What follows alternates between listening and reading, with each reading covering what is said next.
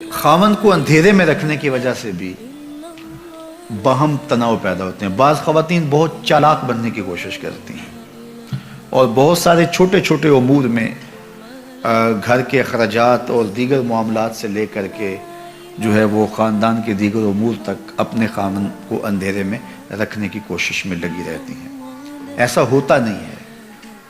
کچھ خاوند ایسے ہوتے ہیں جو ان کو کسی چیز کی سمجھ نہیں آتی ہے، لیکن عمومی طور پہ اکٹھے رہتے ہوئے یہ بات سمجھ میں آتی ہے۔ تو بعض تو کہتے ہیں کوئی بات نہیں، یہ ہوتا ہے، لیکن بعض کے اندر طبع کی سختی اتنی ہوتی ہے کہ اس کو پھر گوارا نہیں کر پاتے، اور پھر عورت اس عادت سے مجبور ہو کر پھر دوبارہ اسی کام پہ آتی ہے، اور پھر آہستہ آہستہ یہ اختلاف بڑھ جاتے ہیں اور کس دن طلاق تک بھی نوبت پہنچ جاتی ہے۔ اس لیے عورت کو کوئی ضرورت نہیں ہے کہ اپنے شوہر کو اندھیرے میں رکھے۔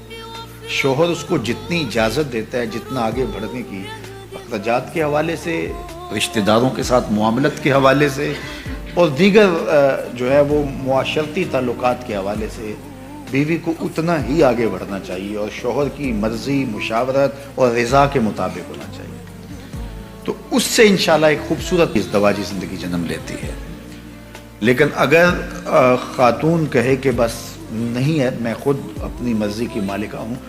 اور شوہر کو میں پتہ بھی نہیں چلنے دوں گی اندھیرے میں، تو ایک دن جب اس کی خبر اس کو ہوتی ہے تو پھر ایک دم اس کا غصہ عود کر آتا ہے، جس کے نتیجے کے اندر تلخی پیدا ہوتی ہے۔ تو خاتون کو یہ کبھی نہیں کرنا چاہیے،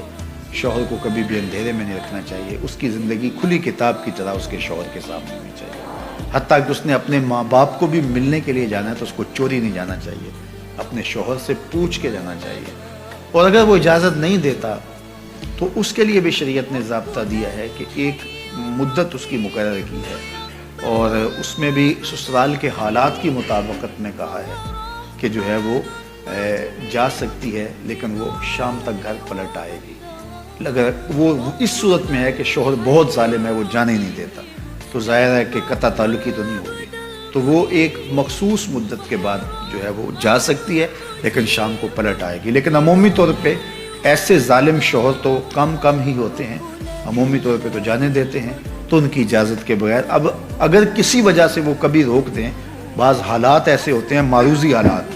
تو پھر بیوی کو رک جانا ہی اس کے لیے عافیت ہوتی ہے۔ آج کل تو دیگر ذرائع سے حال احوال جو ہے وہ میکے کے معلوم ہوتے رہتے ہیں، تو اس لیے یہ کہنا کہ بس تم مجھے روک نہیں سکتے ہو تو میں جاؤں گی، تو یہ چڑ اور ضد پیدا ہوتی ہے اس سے، اور جس سے جو ہے وہ دوری پیدا ہوتی ہے۔ تو یہ چیز بہت غلط ہوتی ہے، اور اس سے جو ہے وہ طلاق تک نوبت